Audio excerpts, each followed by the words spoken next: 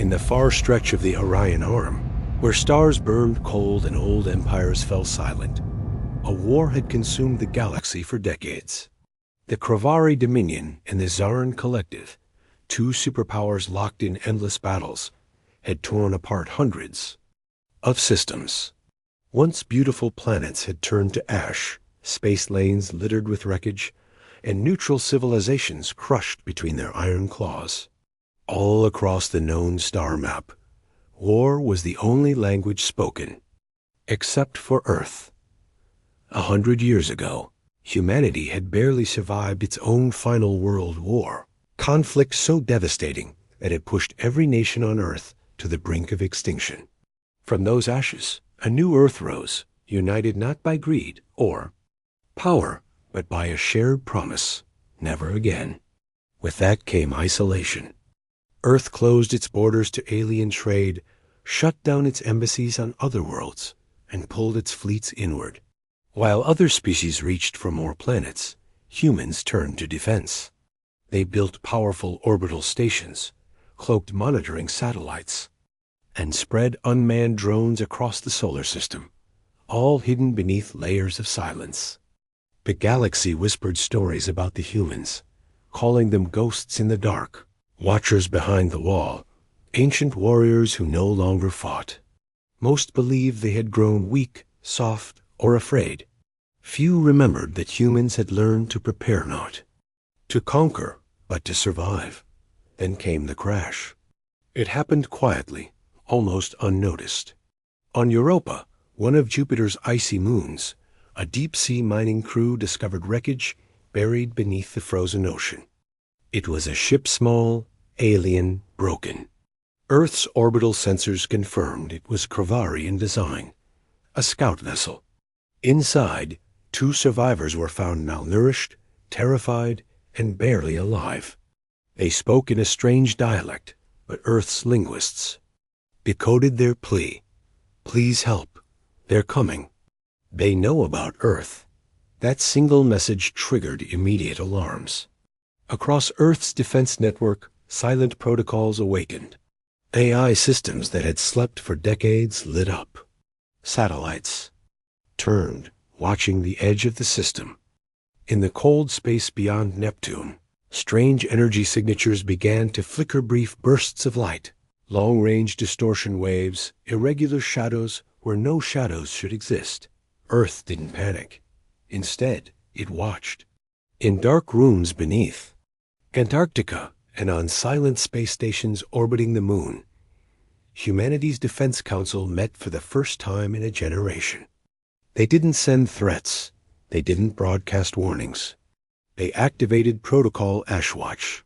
Across Earth's hidden defense grid, stations long considered abandoned powered on. Shield satellites aligned. Old, unmarked ships in deep orbit began to move silently, like great whales rising from the deep. Every fleet on standby, every code reviewed. Not because humanity wanted war, but because it had been expected someday that war would come to them.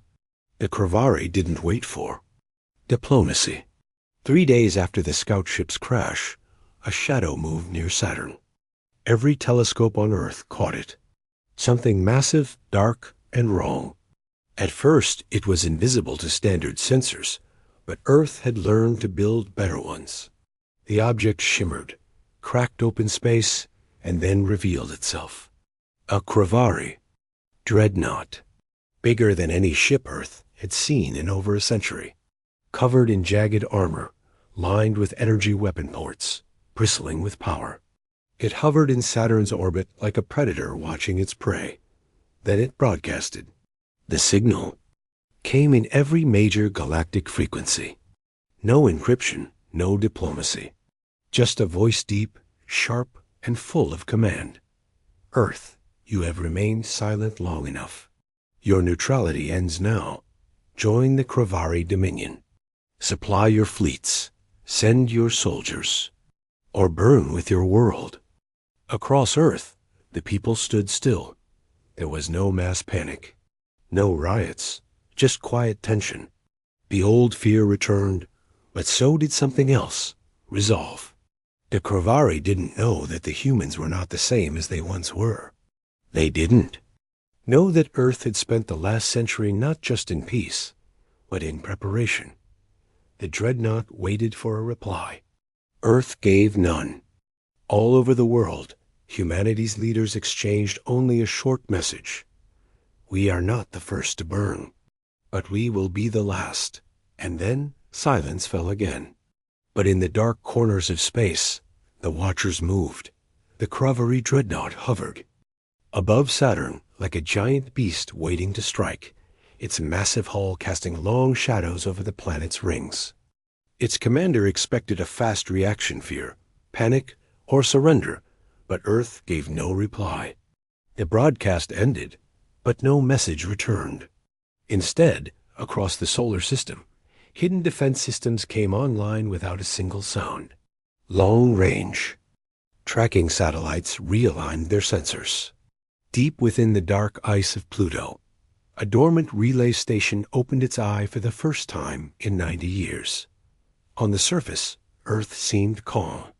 News anchors on Earth mentioned an unusual object near Saturn, but no panic spread.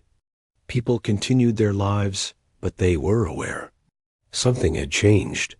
Somewhere beyond the eyes of civilians, the hidden hands of Earth's Security Council activated Protocol Greyfall. It wasn't a war order. It wasn't even retaliation. It was a reminder. Earth didn't answer threats. It prepared for them. Beneath the oceans, 6 silent submarines broke off from their underwater cradles. They weren't like the old ones from past wars. These were stealth platforms, completely invisible to external scans. On the moon, black modules powered up inside the Tycho crater. Old defense turrets, buried under 60 meters of regolith, rotated into position and locked onto invisible targets. No one spoke publicly.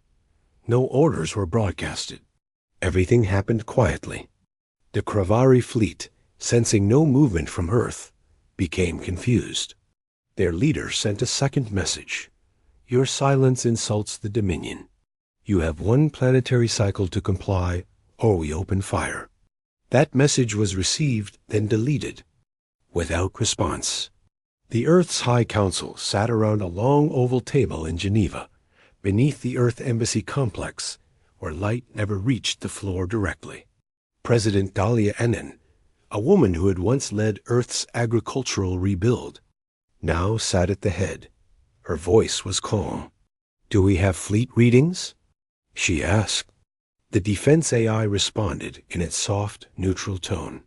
5 Kravari cruisers moving toward Uranus orbit. 1 dreadnought still over Saturn. 2 frigates flanking Pluto sector. They're surrounding us, murmured Admiral Kale, head of Fleet Command. But there was no panic. These were humans who had trained for a century in silence. They had planned, simulated, prepared. We wait, President Enan said. We wait until they act. Then we end this on our terms. Across the solar system, ships of Earth's Black Armada, the silent fleet hidden in deep orbits, began to drift closer to Kravari zones. Their hulls were coated with stealth alloys. Their engines made no noise. Their signals were masked by ancient radio waves bouncing from Jupiter's storms. Still, Earth made no threats. On Mars, colonists moved to underground shelters, not because they were told to, but because every generation since the last war had practiced the drills. Schools didn't close, but bunkers opened beneath them. Life continued, yet the system, breathed together prepared. 1 day passed. The Kravari commander lost patience. He sent a destroyer toward Mars, ordering a missile strike on a human base near the equator. The base, known as Red Line 7, was a civilian science post lightly defended, mostly unmanned. The missile struck at dawn. A fireball rose into the red sky. 23 people died. It was the first hostile strike on humanity in a century. Earth still gave no reply. Not immediately. President Enan stood in front of the live world feed and gave a single statement. We mourn our dead. We remember our oath. And we will not be threatened. We do not answer with noise. We answer with action. Then she left. And Earth went quiet again. But in the void of space, Earth's answer had already begun. Around Neptune's dark edge, a Kravari cruiser vanished from sensors. No explosion, no signal. It simply stopped. Existing. Minutes later, a second one blinked out over Pluto's orbit. The Kravari command ship over Saturn began receiving strange static human signals layered in old Earth languages. Morse code, binary pulses, ancient military broadcasts from long-forgotten wars. Their translators couldn't make sense of it. Panic spread across their bridge. The humans weren't attacking. They were watching, jamming, confusing. Back on Earth, an operator inside the hidden station Black Echo 9 smiled as the enemy. Dreadnought's internal systems started misreading their own coordinates. The Kravari ships began drifting out of formation slowly, subtly, as if space itself betrayed them. The human fleet had not fired, not yet, but the enemy was already bleeding pieces. The Kravari commander roared across open channels. Show yourselves. Face us with honor. Earth's reply came from a quiet signal, broadcast in only one direction, back to the Dreadnought. The message read, You came to us. You fired first. We are not sheep. We are storm. And then silence once more. The Dreadnought tried to charge. Its main weapon. The system locked. Power flickered. Life support glitched. It was not Earth's guns that were the danger. It was Earth's control. Earth had learned that battles are not won by firepower alone. They are won by preparation, patience, and silence. By the time the Kravari fleet realized how deeply they had walked into the web, it was already too late. In the hours after the Kravari dreadnought's weapons failed. A strange silence spread across the system. Not the calm of peace, but the heavy quiet of something waiting, watching. The Kravari fleet, once bold and mocking, now hesitated in their movements. Their command system showed glitches they could not explain. Weapons misfired in testing. Engines refused to lock coordinates. And most frightening of all, certain ships stopped reporting entirely. Earth had still not launched a single open attack. No official war had been declared. There were no speeches, no parades, no dramatic launches from spaceports. But within the dark lanes of the solar system, a quiet retaliation had already begun. From the outer orbits of Neptune, strange black ships unmarked and silent drifted between shadows. These vessels, invisible to common scans, carried no identifying codes, no flags, and no crew listed in any public record. Yet they moved with purpose. Their AI cores had been trained on 100 simulated wars and had one directive: neutralize without alert. These were Earth's ghosts, a black armada, kept secret since the Age of Silence began. Now they moved. As one, in the Kravari border systems far beyond Earth, things began to break. One by one, command stations went dark. Fuel depots exploded without warning. Communications relays returned static instead of orders. No signs of battles. No traces of enemy fleets. Just silence and missing pieces. The Kravari command was thrown into chaos. At first, they thought it was the Zaran Collective attacking through some new stealth technology. But the patterns were different, too precise, too surgical. This wasn't war. This was a lesson. One Kravari general described it as being eaten by a shadow. The Zaran, observing from afar, quickly realized what was happening. They withdrew from Earth's edge without a word, sending encrypted messages to their leadership. Do not provoke the humans. Still, Earth made no public statements, no claims, no banners. But the damage continued. Data showed that Earth's Drones had reached at least 6 Kravari systems, possibly more, yet no one had seen them enter. In one case, a Kravari fleet base found every door open, every system offline, yet not a single guard harmed. It was as if the humans had walked in and simply shut the place down without needing to fire. Fear spread.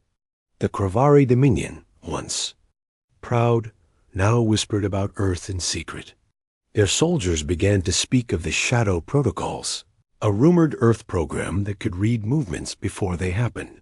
What they didn't know was that Earth's predictive AI, built from centuries of behavioral models, had already mapped the likely reactions of every Kravari fleet leader. Earth didn't wait for attacks. They prevented them, cutting off commands before they were even given. On Earth, the Council did not celebrate. President Enan addressed only her own commanders. The objective is not victory, she reminded them. The objective is peace. Controlled, unbroken, and permanent. But still, the quiet retaliation continued. Earth's networks had slipped into the Kravari Dominion unnoticed. Civilian screens began to glitch in their cities. Soft audio pulses played in the background of broadcasts old Earth music from before first contact, like whispers from a past the Kravari never knew. Earth wasn't attacking just their ships. Earth was getting inside their culture, into their systems, into their minds. Some Kravari officers began resigning. Some refused to patrol near human space. In the outer Dominion worlds, uprisings began small at first, but quick to spread. Earth had not fired missiles. They had planted questions, doubts, fears, and doubt was more dangerous than any fleet. Then came the most direct action yet. The Kravari sent a diplomatic probe toward Earth unarmed, white in color, marked with a peace symbol. Earth allowed it to enter orbit. The probe's message was simple. You have made your point. What are your demands? Earth's reply was a single sentence, spoken in calm, clear galactic common. You will never threaten our skies again. Then the probe was returned undamaged, but escorted out by a dozen stealth drones. That was Earth's style firm, measured without arrogance. The galaxy began to change. Observers from neutral systems started calling Earth not a minor power, but a hidden titan. The Trade Guild reversed their previous ban on Earth markets. The Zarn began quietly sending envoys, asking for strategic dialogue. And in the shadows, the Kravari Dominion began to fracture. Old rivals inside their ranks used the fear of Earth to take power. Earth didn't know every detail, but it didn't need to. They had made their move. Their message was written not in fire, but in silence. Meanwhile, on Earth itself, life continued almost normally. Children studied in schools about how peace must be earned every day. Farmers tended crops beneath orbital shield domes. Engineers upgraded planetary defense systems with quiet discipline. They didn't cheer. They didn't forget. Because the war might still come, but Earth would never again be caught unprepared. Across the stars, one phrase began appearing in intercepted messages between alien ships, even those not aligned with Kravari or Zorn. It was simple, but heavy. Do not wake the humans. But it was already too late. Earth was awake. For years, the galaxy had measured strength by noise-loud speeches, shining ships, thunderous invasions. Power was often shown with grand battles and violent warnings. But Earth had rewritten the rules without ever declaring war. They struck with silence, precision, and purpose. And now, across hundreds of systems, one truth could no longer be ignored. Earth was no longer the forgotten world. They were something different, something terrifying. In its calm, the Kravari Dominion had tried to show force. They sent threats. They launched a strike. They demanded Earth's submission. But what they received in return was not a battle. It was a demonstration. One by one, their fleets had vanished. Their systems shut down, their messages lost in the void. Every move they made had already been predicted, countered, or bypassed by the quiet force hiding beneath Earth's surface. A galaxy called it the silent retaliation. But now came the moment Earth had waited for. Because Earth had never wanted to conquer. They had waited for the enemy to break themselves against the walls of patience. And now the walls were open. Earth had been watching, calculating, holding back. But now came the time to speak, not with volume, but with presence. A full Kravari fleet was still gathered near the asteroid belt, 20 warships strong, standing like hunters before a storm. They had come to challenge Earth once more, hoping to recover pride or power. The ships floated near Ceres Station, a civilian mining hub. And this time, Earth responded, not with a message, not with threats, but with a movement. From behind, the moon's shadow, 9 dark shapes emerged, Earth's warships. They weren't shiny or decorated or named after ancient heroes. They were gray, smooth, shaped like knives, built for speed and silence. These ships did not send warnings. They simply entered formation. Above Mars, 12 defense satellites lit up, not as weapons, but as beacons. Their lights blinked in perfect rhythm, a code from Earth's forgotten languages. The Kravari, unsure, didn't fire. And then something no one expected happened. Earth's president, Dahlia Enin, broadcasted live across all open frequencies. She stood on a plain metal floor in a simple gray uniform. No medals, no armor. Her voice was steady. "We have watched long enough," she said. "We have warned without speaking. We have acted without boasting. And still you came. To our skies. You struck our people. So now we show you what Earth stands for." As she spoke, the fleet began to move not toward the Kravari, but past them, forming a barrier between Ceres Station and the enemy ships. The message was clear. Harm civilians again, and you will not escape. The Kravari commander, furious, ordered his fleet to aim weapons. Earth's ships responded instantly, every Kravari ship locked by targeting systems before they could fire. A warning, nothing more. But it was enough. The Kravari sensors screamed as hundreds of Earth drones uncloaked around them, small, fast, deadly. A net of machines that had already closed in before the Kravari even noticed. The dreadnought captain hesitated. "They've surrounded us," he whispered to his crew. They were already here. Then came Earth's final move. Not a strike, but a signal. It was an open recording, played across every Kravari system. It showed images Earth cities rebuilding from the last war, children studying languages. Of alien worlds, soldiers training not for invasion, but for protection. And then came the words, "We are not your enemy, but we will never kneel." Across the galaxy, observers listened. The Trade Guild reclassified Earth from neutral minor power to strategic superforce. The Zarn Collective withdrew their scouts from Earth's edge and sent an invitation for peaceful dialogue. Even the Zothian nomads, who had not spoken to any civilization in 2 centuries, sent a silent beacon toward Earth, a sign of respect. But the Kravari, they fled, not with shame, but with fear, because in that moment they realized the truth. Earth had never been silent because it was weak. Earth had been silent because it was watching, preparing, waiting for the day it had to stand up, and now it had. From one end of the system to the other, Earth's presence was felt like never before. Not through violence, but through control. Not through conquest, but through readiness. President Anen gave no orders to pursue. No need. The message had already been received by all who needed to hear it.